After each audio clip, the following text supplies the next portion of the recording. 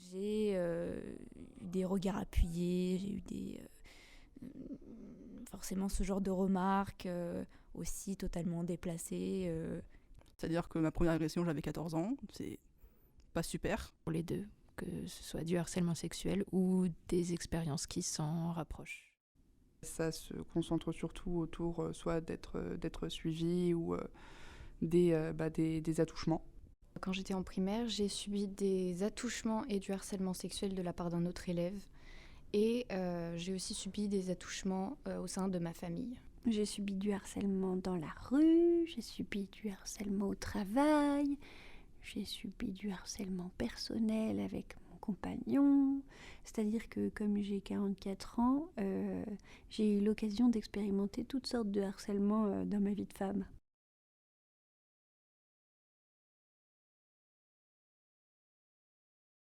C'est principalement dans les transports. Après, il n'y a pas d'horaire fixe. C'est quand je suis, par des inconnus, dans la rue, dans des foules. Quand c'est bondé ou un truc comme ça facilite un peu la chose pour les gars en question, pour se rapprocher, se coller, etc. Et puis au taf, ça va être généralement des remarques par des personnes âgées. C'est surtout dans les transports, je dirais. Après, dans la rue, pas tant que ça. Et puis sinon, ça peut être sur des rassemblements ou alors sur des groupes sur les réseaux sociaux aussi, quand tu reçois un message et que tu sens qu'il est déplacé, ça se sent, ce genre de choses. Les hommes ont tendance à aller vers une personne dont ils savent qu'ils peuvent avoir l'ascendant. Du coup, peut-être qui détectent une certaine faiblesse dont ils vont pouvoir tirer avantage. C'était personnel, donc c'était des viols, du coup. Et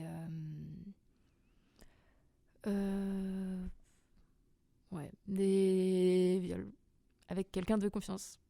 Il savait où j'habitais parce que je l'avais déjà invité à un anniversaire. Et il me raccompagnait le soir parce que du coup, je rentrais toute seule. Et il me raccompagnait, il me mettait des mains aux fesses et parfois même devant. Et je lui disais non, mais évidemment, ça marchait pas. Et il continuait, ça a continué pas mal de fois. Et puis il y a une fois où je me suis plus énervée et où il a fini par arrêter, je crois. Mais enfin, ça a quand même duré quasiment un an, je crois. On va dire que dans 85-90% des cas, les gens, effectivement, oui, ils remarquent, mais ils décident de rien faire et de juste être là à observer, quoi. Ils font rien. Globalement, ça peut être n'importe qui, ça peut être un alcoolique, ça peut être quelqu'un dans la rue, mais là, dans les transports, les gens, ils réagissent pas. Et ça arrive rarement s'ils réagissent. Non, c'est quelque chose, c'est un peu comme un genre de secret. On sait toutes que ça nous arrive. Ça m'est arrivé d'en voir d'autres dans la rue, bien sûr, mais on sait toutes que ça nous arrive et d'une certaine manière. Mais c'est pas quelque chose que on constate facilement. C'est caché, les gens n'en parlent pas parce qu'ils ont honte. Je dirais que c'est pas quelque chose qui est visible si on n'en parle pas, du coup.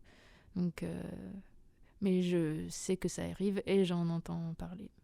Il y a toujours eu une sorte de tabou et on évitait d'en parler parce que pour certains on était jeunes et c'est quelque chose qui dans ma famille on n'arrive pas trop à établir comme sujet et évidemment ça ressort plus tard. On a cette idée que pour se faire agresser, il faut être à un certain standard de beauté, ce qui n'est pas le cas.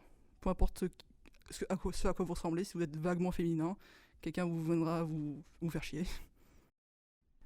Généralement, quand t'es une femme, c'est un peu genre en situation d'infériorité, t'as la peur qui te paralyse, etc. Donc en fait, tu peux rien faire et t'es malheureusement juste là à subir et attendre que ça se termine, quoi.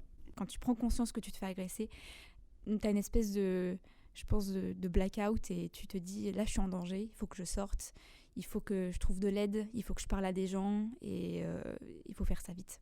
On a l'image de quelqu'un de détraqué qui va violer des femmes dans la rue, alors que ça peut arriver, la plupart du temps ça arrive dans le cadre